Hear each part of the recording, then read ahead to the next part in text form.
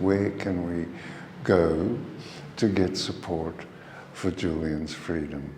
Political support, social support, and activism. We find all three in Mexico. So the political support from your president, the continuing political support and social support from the Congress, your Congress and deputies, and the activism, of course, from the students. President Obrador has made several statements in support of Julian to the current administration in Washington. Julian has a request for an appeal to the High Court, and that was submitted on the 31st of October last year. We are waiting for a reply to that request. So it's a request for an appeal hearing to the High Court of the United Kingdom. The legal process is a veil or a shroud over a political persecution.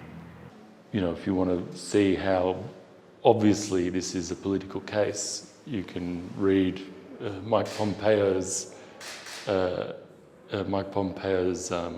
that came out, I think, 2 months ago, where he devotes a section to the pursuit of Julian, where he said that he successfully lobbied Ecuador to have Julian kicked out of the embassy, that he was involved in generating these charges when he was director of the CIA and head of the State Department.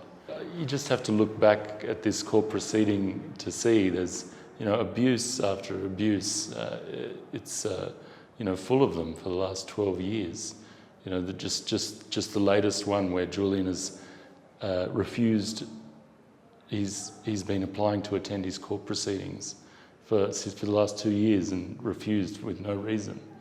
You know, held incommunicado, not convicted of any crime. He's been made an example of that. If you do this sort of thing, if you create these tools to protect whistleblowers, to protect journalists, this is what's going to happen to you. That you will have no rights. Your right to speech will be taken away. Due process, asylum, all gone. That's the example that's been set here. You know, at the House of the Deputies, you know, I suggested, well, why don't you do a resolution and you know, in support of Julian? And one of them said, well, why don't we have a permanent commission, a permanent bipartisan commission, you know, fighting for Julian's freedom? I mean, that's that's incredible. If they do that, and then they're speaking to their colleagues in the US, I think, you know, that would be really impactful. The Australian government, you know, for a long time were complicit in, you know, they would not assist Julian, but now they are, you know, changing a bit. Just a couple of weeks ago, the highest representative of the Australian government in the United Kingdom went to visit Julian in the prison, and that's the first time anything like that has happened in the last 12 years. Just yesterday, the ambassador in Washington said that he saw Joe Biden in his first meeting, and he raised Julian's case. He is allowed to see his family maximum twice a week, I think, and he can have visitors. The process for a visit is complex. He's allowed a 10-minute phone call to family members or somebody who's a close friend that he puts on the list. Access to lawyers is, I think they get more time on the phone. I'm not sure, but I think it's 20 minutes. And the lawyers can visit Julian. Over the COVID period, he didn't see his lawyers for 8 months, you know. Reporters Without Borders tried to go and visit Julian. They had their appointment booked. They'd supplied all the paperwork, and they'd been given an appointment to go and see Julian.